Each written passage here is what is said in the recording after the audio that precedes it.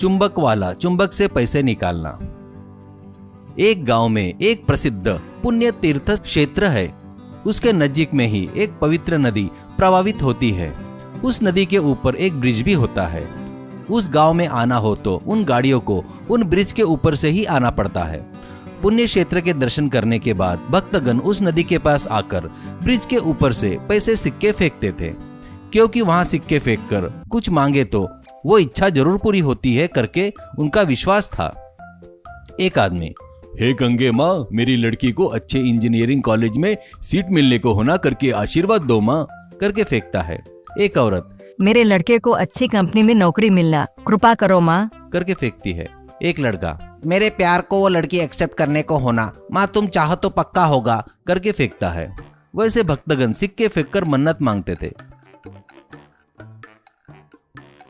उस ब्रिज के ऊपर से जाने वाले गाड़ियां भी गाड़ी रोककर सिक्के फेंकते थे। उस गांव में चकमा करके एक गरीब इंसान रहता था। वो अपने छोटी झोपड़ी में बीवी बच्चों के साथ में रहता था। उसके जीने के लिए कमाई का जरिया बोले तो उसके पास एक रस्सी में एक लकड़ी के पट्टे को बांधकर उस पट्टे में लोहा चुंबक लगाकर होता है। वो रोज ब्रिज के ऊपर आकर वो रस्सी पानी में डालकर इधर उधर घुमाता था, बाद में ऊपर खींचता था। उस पट्टे में लगे लोह चुंबक से सिक्के चिपक कर आते थे। वो उसे निकालकर जेब में डालता था। ऐसे वो शाम तक मेहनत करके सिक्का जमा करता था। वो सिक्के लाकर किराना दुकान, पान ठेले पर देकर नोट लेता था।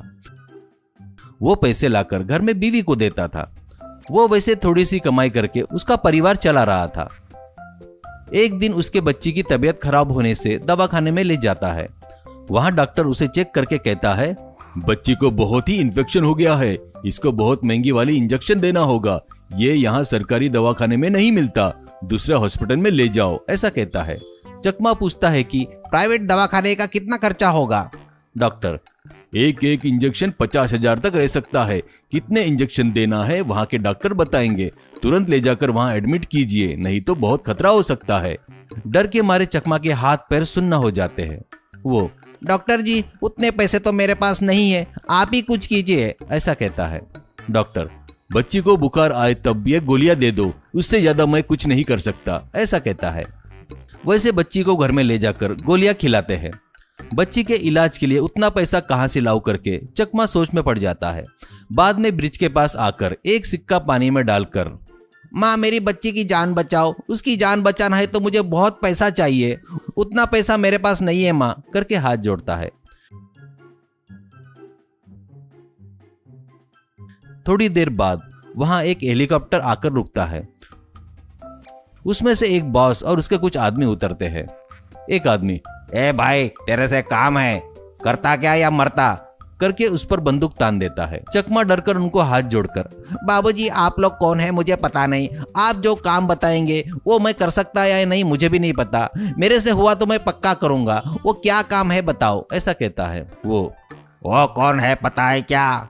वह मुंबई पुलिस के नाक में दम करने वाला गब्बर डॉन है, ऐसा कहता है। गब्बर, बेटा तू डर मत, मैं तुझे कुछ नहीं करूंगा। मुझे मेरी माँ ने बचपन में एक सिक्का दिया था, उस पर मैंने अपने माँ का नाम लिखकर छुपा कर रखा था। माँ मरकर बहुत दिन हो गए, जब भी माँ की याद आती है तो सिक्का निकालकर देखते रहता हूँ। आज हेलीकॉप्टर से जाते हुए देख रहा था तो वो हाथ से छूटकर पानी में गिर गया, उसे निकाल कर दे सकता है क्या, ऐसा कहता है। चकमा, अरे माँ ने दिया सो सिक्का गिर गया क्या? वो तुमको मिलना बोले तो इस गंगा माँ को हाथ जोड़कर इसमें एक सिक्का डालो सर, ऐसा कहता है। वो जेब सब देखकर, मेरे पास सिक्का तो नहीं है, ऐसा कहता है। चकमा, कोई बात नहीं, मेरे पास है करके देता है। गब्बर, हे गंगे माँ, मेरी माँ ने दिया हुआ सिक्का मुझे वापस दे दो माँ, कहकर सिक्का पानी में डालता है।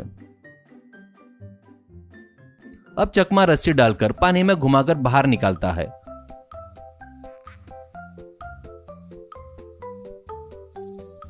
और निकले हुए सिक्के गब्बर को दिखाता है तो गब्बर, याहू, यही तो है मेरी माँ ने दिया हुआ सिक्का करके लेकर जेब में रख लेता है और चकमा को उठाकर खुशी से घूमता है।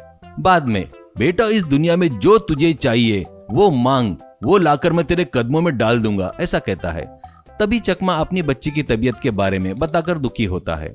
गब्बर, तू दुखी मत हो, ये ले करोड़ रुपए रख ले, और चाहिए तो बोल और दूंगा, और ये भी बस नहीं हुए तो मुझे फोन कर, करके एक ब्रीफ केस चकमा को देता है।